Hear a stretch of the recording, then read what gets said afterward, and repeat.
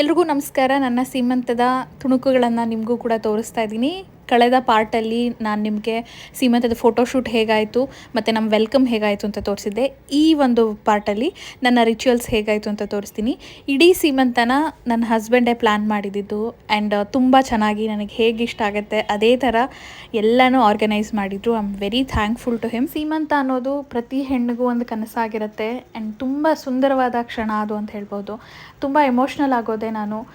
ನನ್ನ ಹಸ್ಬೆಂಡ್ ನನಗೆ ಈ ಥರ ಹಾರ ಹಾಕಿ ಕುಂಕುಮ ಅರಿಶಿನ ಹಚ್ಚುವಾಗ ನಮ್ಮ ಜೀವನದ ಸುಂದರವಾದ ಕ್ಷಣಗಳಲ್ಲಿ ಇದು ಕೂಡ ಒಂದು ಅಂದರೆ ತಪ್ಪಾಗಲ್ಲ. ಪ್ರೀತಿ ಪಾತ್ರರು ಬಂಧು ಬಾಂಧವರನ್ನೆಲ್ಲ ಇನ್ವೈಟ್ ಮಾಡಿದ್ವಿ. ಎಲ್ಲರೂ ಕೂಡ ನನಗೆ ಆಶೀರ್ವಾದ ಮಾಡೋದಕ್ಕೆ ಖುಷಿಯಾಗಿ ಬಂದಿದ್ರು. ಸೊ ಆ ಒಂದು ತುಣುಕುಗಳನ್ನು ನಾನು ನಿಮ್ಗೆ ಇವಾಗ ತೋರಿಸ್ತೀನಿ.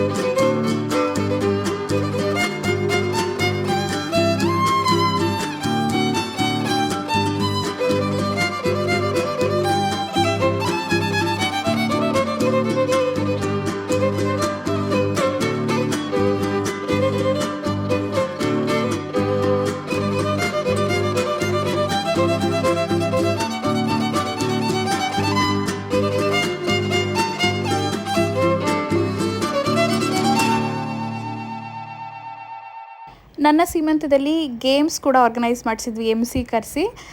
ನಾನು ಹೇಳಿದ್ದೆ ಮೊದಲೇ ನನಗೆ ಇದೇ ಥರ ಗೇಮ್ಸ್ ಬೇಕು, ಇದೇ ಥರ ಸೆಕ್ಷನ್ಸ್ ಬೇಕು ಅಂತ. ಇದೆಲ್ಲ ನನಗೆ ಐಡಿಯಾ ಹೇಗಿತ್ತು ಅಂದರೆ, ನಾನು ಕೂಡ ನನ್ನ ಮದುವೆಗೆ ಮುಂಚೆ ಆಲ್ಮೋಸ್ಟ್ ಫಾರ್ 6-7 ವರ್ಷ ನಾನು MC ಆಗಿ ಕೆಲಸ ಮಾಡಿದ್ದೆ. ತುಂಬ ಇವೆಂಟ್ಸ್ ಹೋಸ್ಟ್ ಮಾಡಿದ್ದೀನಿ, ಮೋರ್ ದೆನ್ 100 ಅಂದರೆ ತಪ್ಪಾಗಲ್ಲ.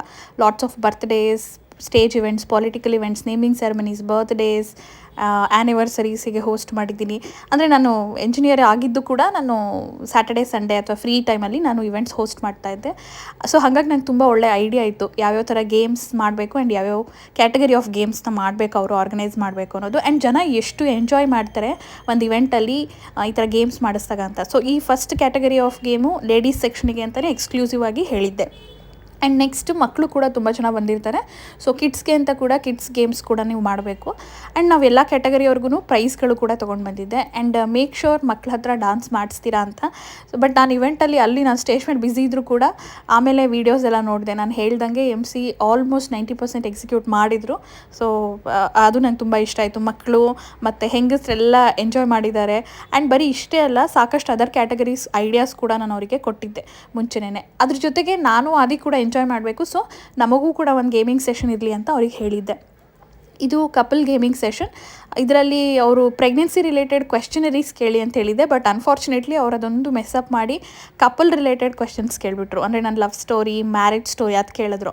ಬಟ್ ಅದು ಹಂತ ದಾಟಿ ನಾವು ಮುಂದೆ ಬಂದಿದ್ದೀವಿ. ಸೊ ಪ್ರೆಗ್ನೆನ್ಸಿ ರಿಲೇಟೆಡ್ ಕೇಳಬೇಕಿತ್ತು. ಫಾರ್ ಎಕ್ಸಾಂಪಲ್, ಬೇಬಿ ಹತ್ರ ನೈಟ್ ಯಾರು ಫಸ್ಟ್ ಪಿಕ್ ಮಾಡ್ತೀರಾ ಮಗುನ, ಡೈಪರ್ ಯಾರು ಚೇಂಜ್ ಮಾಡ್ತೀರಾ, ಮಗು ಯಾರ ಥರ ಇರುತ್ತೆ, ಈ ಥರದ್ದು ಏನಾದರೂ ಮಗು ರಿಲೇಟೆಡ್, ಪ್ರೆಗ್ನೆನ್ಸಿ ರಿಲೇಟೆಡ್ ಕ್ವೆಶ್ಚನ್ಸ್ನ ಕೇಳಬೇಕಾಗಿತ್ತು ಅವರು.